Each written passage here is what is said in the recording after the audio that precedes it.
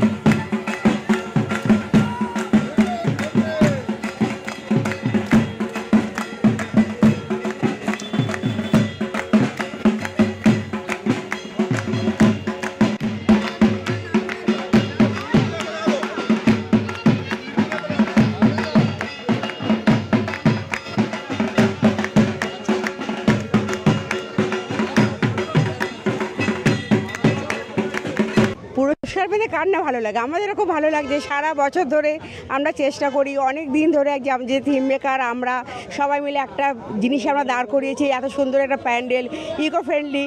সেটার জন্য আমাদের একটা ইচ্ছা ছিল যে সবাই আমাদের পুরস্কার দিক, আমরা যাতে সেরা হতে পারি।